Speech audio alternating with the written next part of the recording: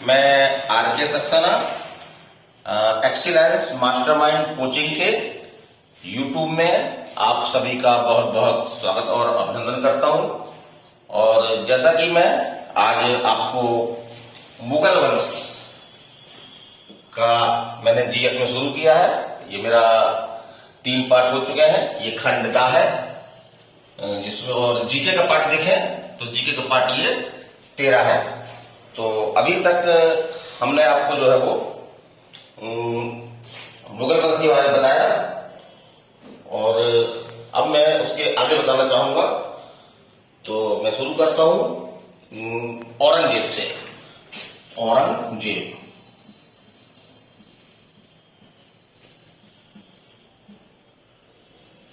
तो शाहजहां के बाद उसका पुत्र औरंगजेब गद्दी पर बैठा, लेकिन औरंगजेब ने जो है अपने पिता को बंदी बनाकर आगरा के किले में रखा और अपने भाइयों से उत्तराधिकारी युद्ध जीत करके इसने जो है वो अपनी गद्दी प्राप्त की। और एक प्रकार से कह ले तो अंतिम मुगल सम्राट इसको बोल सकते हैं अपन, जो प्रभावशाली था, क्योंकि इसके बाद जो भी मुगल सम्राट आए वो बहुत ज्यादा प्रभावशाली नहीं थे। तो चलिए मैं शुरू करता हूं। तो एक क्वेश्चन तो आपका ये आता है, एग्जाम में आया हूं कहीं, कि औरंगजेब का जो है वो बचपन का अधिकांश समय जो है वो कहां पे बीता या किसके साथ बीता। तो वो आपका आंसर है नूरजहां। नूरजहां के बारे में मैं आपको बता चुका हूं पहले भी। तो नूरजहां के साथ बीता, ये आपका क्वेश्चन परीक्षा में आता है। और ये जो है वो औरंगजेब जो है वो कट्टर सुन्नी मुसलमान था। कट्टर सुन्नी मुसलमान था और काफी धर्म विश्वास करता था। इसलिए इतिहासकारों ने इसको एक उपाधि दी है, वो है आपका, कहा जाता है इसको जिंदा पीर। इसको जिंदा पीर एग्जाम में आता है आपका कि जिंदा पीर जो है वो किसको कहा जाता है। तो ये आपका औरंगजेब को कहा जाता है। चलिए और आगे बढ़ते हैं। जैसा कि हमने बताया था आपको पहले वीडियो में कि अकबर ने जो है वो जजिया कर को जो है वो समाप्त कर दिया था, लेकिन औरंगजेब ने जजिया कर को पुनः लागू कर दिया। तो ये क्वेश्चन पूछता है किस मुगल शासक ने जजिया कर को समाप्त किया। तो आंसर होगा आपका अकबर। और किस मुगल शासक ने पुनः जजिया कर को जो है वो लागू कर दिया, तो वो है आपका औरंगजेब। चलिए मैं सिर्फ उन्हीं फैक्टरों को ले रहा हूं जो एग्जाम में आते हैं। और एक संधि चर्चा करना चाहूंगा, यहां पे मैं संधि की चर्चा करना चाहूंगा। वो है आपकी पुरंदर की संधि। पुरंदर की संधि, इससे आपके क्वेश्चन भी आते हैं। पुरंदर की संधि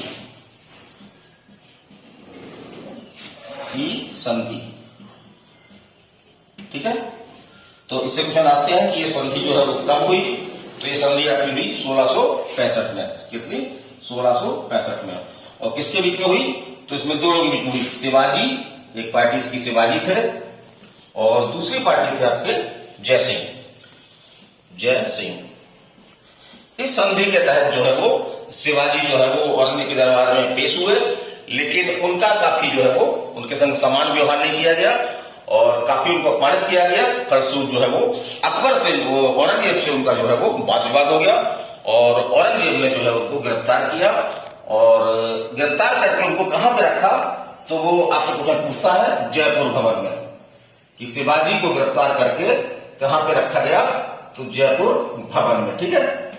और यहां से वो एक विचित्र ढंग से ऐसा इतिहासकार बताते हैं कि यहां से वो फरार हो गए। और तो इससे आपका क्वेश्चन बनता है कि पुरंदर संधि किसके बीच में हुई। तो शिवाजी और जय सिंह के बीच में हुई। कब हुई? 1665 में हुई। शिवाजी को जो है गिरफ्तार किया गया और कहां रखा? जयपुर भवन, जहां से जो है वो ये क्या हो गए? फरार हो गए। चलिए ठीक है। इसको एक बार 2 बार वीडियो आप देख करके और रिपीट कर लीजिए। और औरंगजेब ने जो है वो, जैसे मैं पहले भी चर्चा की थी कि आपके अर्जुन देव जो सिख गुरु थे, उनकी भी हत्या मुगल शासकों ने करवाई थी। और औरंगजेब ने भी जो है सिख धर्म के 9वें गुरु, सिख धर्म के 9वें गुरु कौन है आपके? तेग बहादुर। तेग बहादुर ये सिख धर्म के जो है वो 9वें गुरु थे।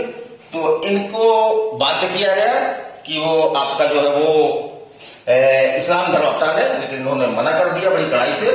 फलस्वरूप जो है औरंगजेब ने जो है वो इनको जो है वो इनकी हत्या करवा दी। तो ये याद रखने के लिए क्या कर सकते हैं, जैसे औरंग औरंग औरंग, तो इसमें गांव बनता है आपका औरंग औरंग, और तेग, तो तेग तेग में भी आपका जो है वो गांव भाग लेता है।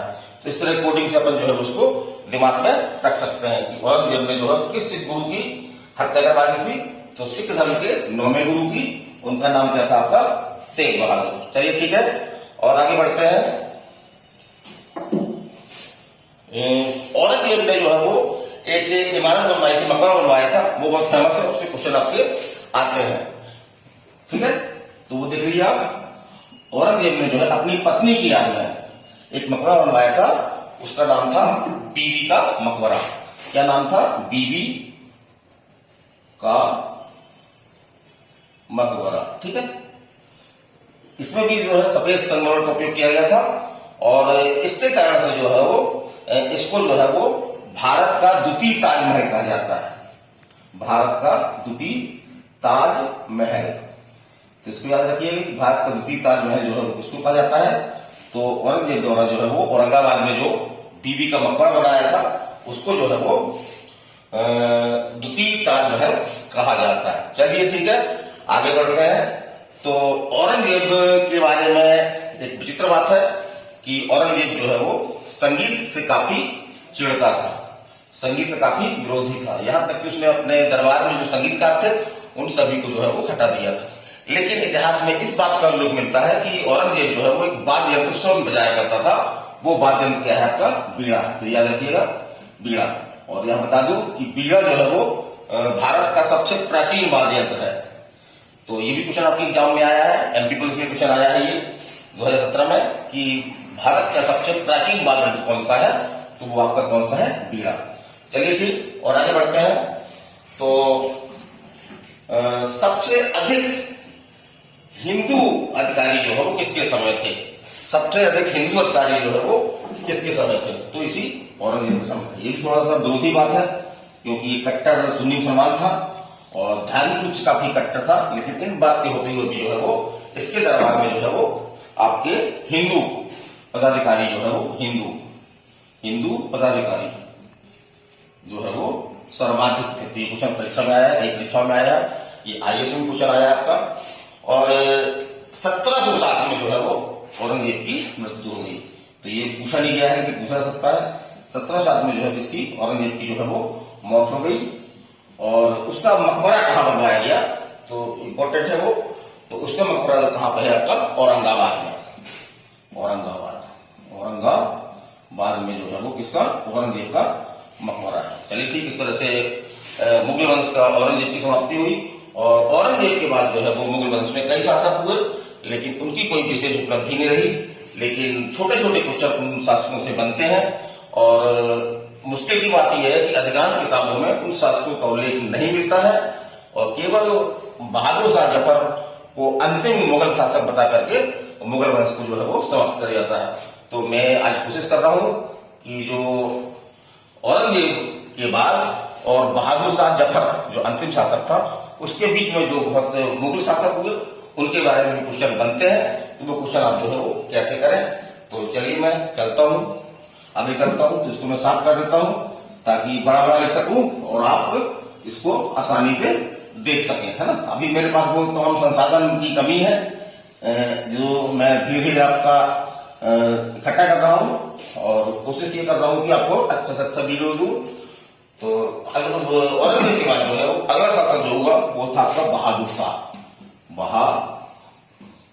शाह। इसको अपन बहादुर शाह प्रथम भी बोल सकते हैं, बहादुर शाह प्रथम भी बोल सकते हैं। तो बहादुर शाह था, है ना। इसका जो ओरिजिनल नाम था वो था मुअज्जम। इसका ओरिजिनल पूछा गया है, मुअज्जम, ये इसका जो है वो आपका ओरिजिनल नाम था, जो बहादुर शाह के नाम से जो है वो मुगल शासक की बना। ठीक है, और उत्तराधिकारी युद्ध शुरू हो गए थे, औरंगजेब से उत्तराधिकारी युद्ध शुरू हो गए थे। इसके पहले उत्तराधिकारी युद्ध नहीं होते थे मुगल वंश में। औरंगजेब ऐसा प्रथम उदाहरण देता है कि जहां पे उत्तराधिकारी युद्ध शुरू हुए थे, और उसके बाद देखा जाता है कि उत्तराधिकारी युद्ध लगातार चलते भी रहे, काफी मुगल शासक उत्तराधिकारी युद्ध में जीत करके शासक बने। तो इस प्रकार से इसने भी उत्तराधिकारी युद्ध लड़ा, और जो सिख धर्म के गुरु थे गोविंद सिंह ने जो उत्तराधिकारी युद्ध में जो है वो इनका बहादुर शाह का जो है वो साथ दिया था। तो कैसे कह सकते हैं कि उनकी सहायता से जो है ये गद्दी पर बैठे। चलिए और आगे चलते हैं।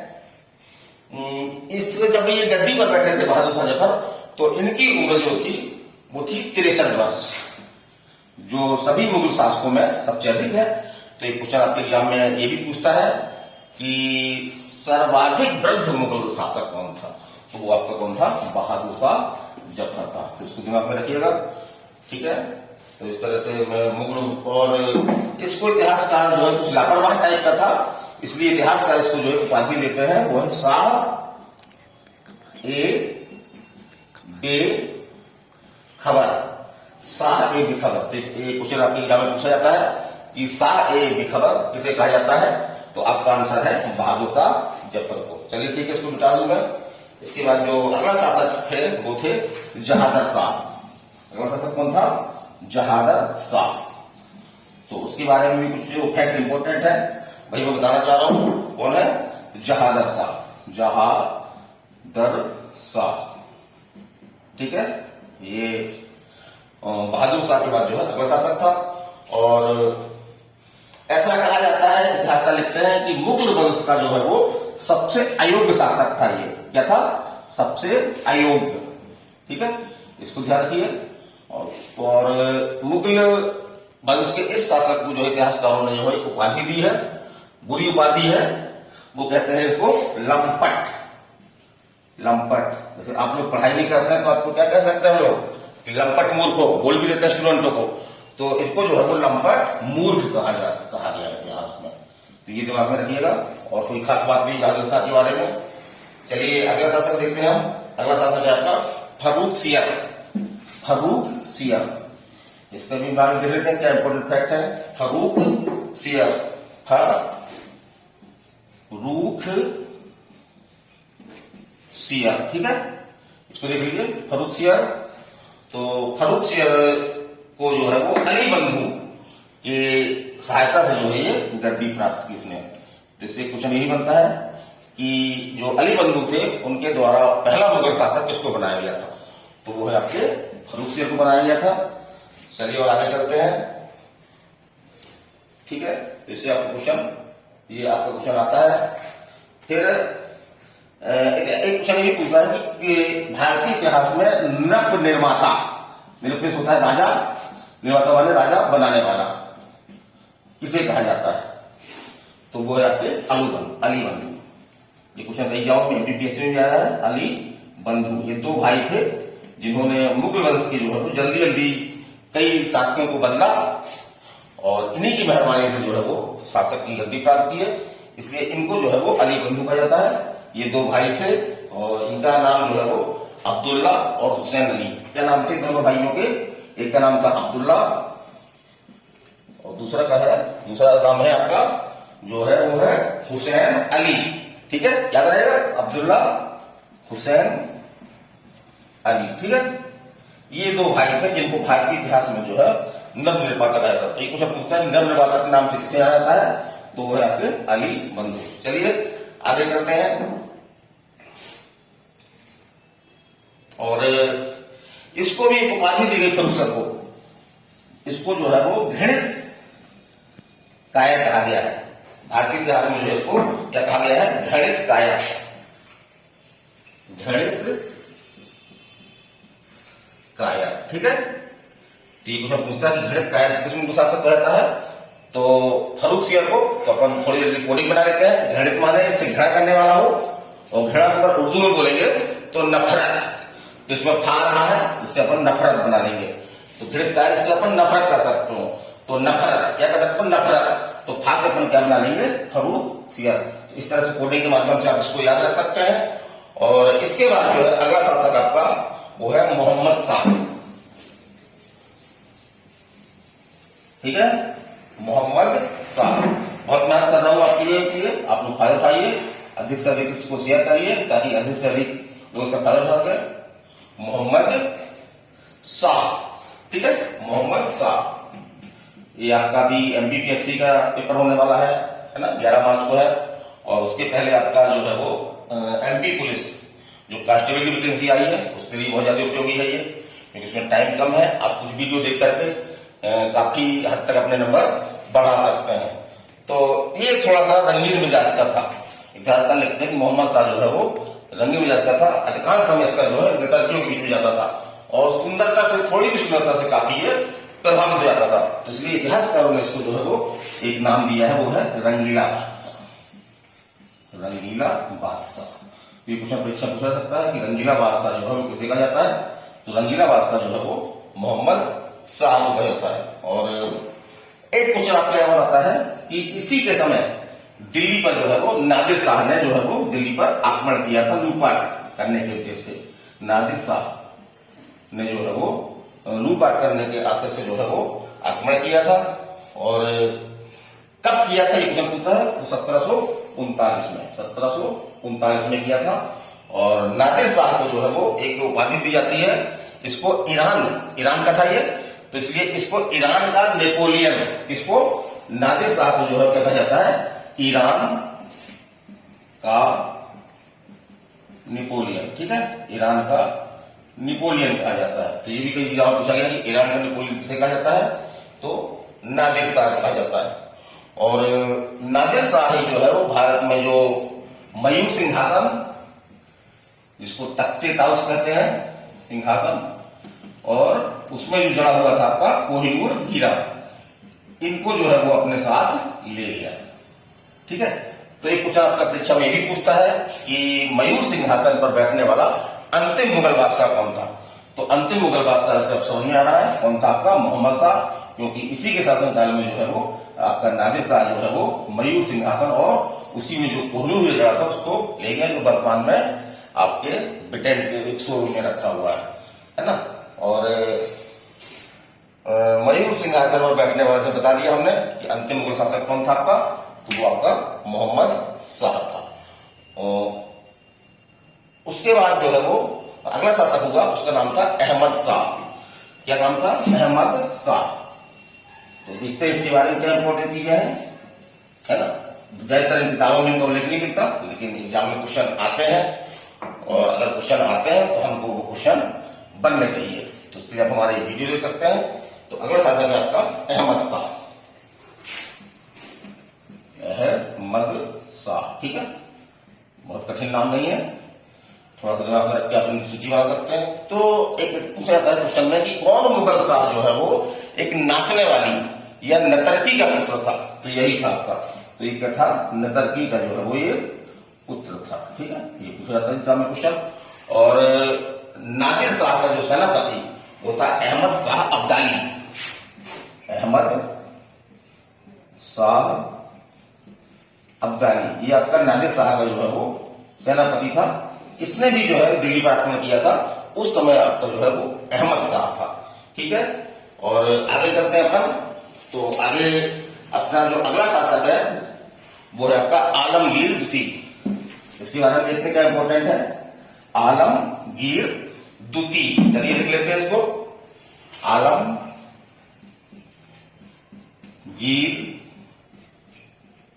द्वितीय।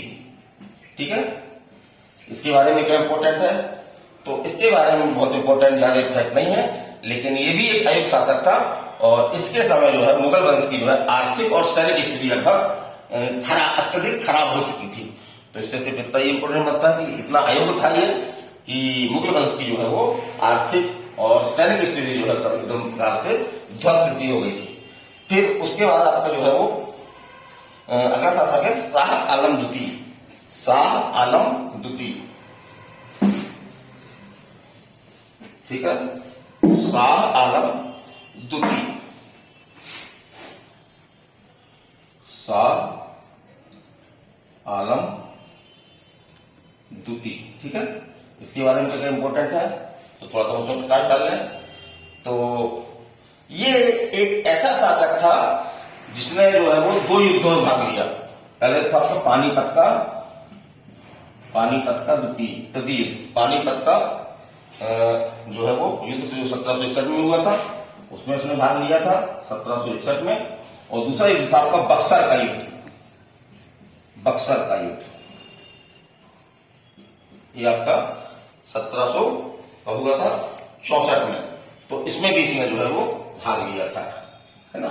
एक संयुक्त रूप से लड़ा गया था अंग्रेजों के खिलाफ में ये, उसमें कई शासक शामिल थे, इसमें से ये आपका शाह आलम द्वितीय भी शामिल था। लेकिन इस युद्धों में जो अंग्रेजों से इनकी हार हुई और अंग्रेजों ने जो है इसको क्या कर दिया, पेंशन भोगी बना दिया, पेंशन भोगी जो है बना दिया। तो एक क्वेश्चन आपका ये परीक्षा में पूछा जाता है कि प्रथम मुगल शासक जो अंग्रेजों का पेंशन भोगी था, पहला मुगल शासक जो अंग्रेजों का जो है वो पेंशन भोगी था। तो चलिए और आगे बढ़ते हैं। तो अगला शासक आपका जो है वो अकबर द्वितीय, है ना। अकबर प्रथम का अपन पढ़ चुके हैं, उस पर मेरा पूरा एक वीडियो बना हुआ है, क्योंकि अकबर के बारे में काफी मैटर है और काफी क्वेश्चन बनते हैं। लेकिन ये अकबर उतना महान नहीं था, इसलिए अकबर द्वितीय, अकबर द्वितीय, ठीक है, अकबर द्वितीय। इसके बारे में क्या फैक्ट हो सकते हैं, तो अकबर द्वितीय जो है वो अंग्रेजों के संरक्षण में मुगल बादशाह बनने वाला पहला मुगल शासक था। तो क्या है इसके बारे में कि अंग्रेजों के संरक्षण में बादशाह बनने वाला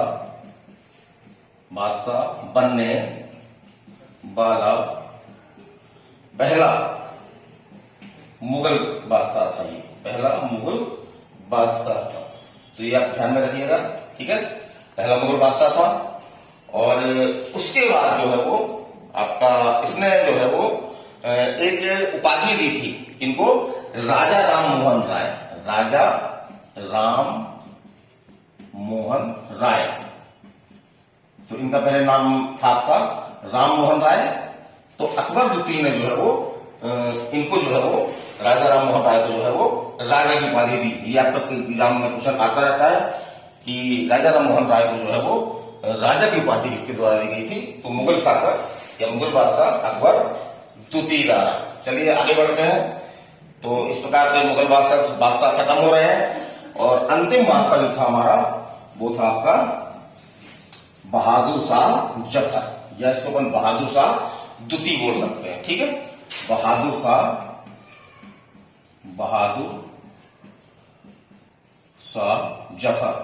जफर इसका उपनाम था, है ना। तो बहादुर शाह जफर, और इसी को जो है वो द्वितीय भी कहा जाता है, बहादुर शाह द्वितीय, ठीक है। तो एक तो फैक्ट ये बनता है कि पुस्तक अंतिम मुगल शासक कौन था, अंतिम मुगल शासक कौन था, तो वो आपका यही था। तो एक आपको क्या बन गया, अंतिम मुगल शासक। और एक क्वेश्चन आपको ये पूछता है कि इस मुगल शासक ने जो है वो 1857 की क्रांति में भाग लिया था। तो यही बहादुर शाह ने भाग लिया था। किसने लिया था, बहादुर शाह ने जो है वो 1857 की जो क्रांति हुई थी उसमें जो है भाग लिया था। और उस क्रांति का जो है वो इसको नेतृत्व भी दिया गया था, है ना, नेता भी था, क्रांति का जो है ये नेता भी था। लेकिन 1857 क्रांति को अंग्रेजों द्वारा जो है जब दबा दिया गया तो इसको गिरफ्तार कर लिया गया और अंग्रेजों द्वारा जो है वो इसको गिरफ्तार करके इसके संग इतिहास का लिखते हैं काफी बुरा व्यवहार किया गया। इसके परिवार के बच्चे नाती पोतों की जो है बड़ी बेरहमी से हत्या करवा दी गई और इसको काला पानी से देते हुए जो भेज दिया, रंगून भेज दिया। रंगून आपका बर्मा की राजधानी है वर्तमान में ये, तो रंगून भेज दिया। और 1862 में काला पानी के दौरान जो है, कब 1862 सन को याद रखिएगा, 1862 में जो है वो काला पानी के दौरान जो है वो बहादुर शाह जफर की मृत्यु हो गई। और इस प्रकार से अगर देखते हैं अपन तो जो 1857 में जो है वो 1857 तक जो है वो मुगल वंश का जो है क्या हो गया, अंत हो गया, अंत। तो हेलो, मैं आर.के. सक्सेना और आपसे अपील कर रहा हूं कि आप इस वीडियो को देखें। काफी मदद कर रहा हूं मैं, और ऑफलाइन क्लास भी मैं चला रहा हूं जिसमें जीके मैं स्वयं पढ़ा रहा हूं और क्रैश कोर्स है चूंकि है, तो क्रैश कोर्स का पढ़ाना एक जो है बहुत मुश्किल काम है, क्योंकि किन किन फैक्टरों को लिया जाए ताकि हमारा कोर्स भी पूरा हो जाए और हम एग्जाम भी जो है वो निकाल सकें। तो अभी एमपी पुलिस आपकी आ गई है और एमपीपीएससी भी, जिसके फॉर्म डाले जा रहे हैं, तो उसको भी आप डाल सकते हैं। उसमें केवल आपको जीके और एमपीजी के पढ़ना है और एसएससी की भी वैकेंसी आई है और ऐसा सुनने में आ रहा है कि जल्द ही जो है पुलिस सब इंस्पेक्टर की वैकेंसी भी आ जाएगी। तो आप लोग अपनी तैयारी शुरू कर दें और मैं अपने आकांक्षा करता हूं कि आपका भविष्य जो है वो उज्जवल हो। नमस्कार।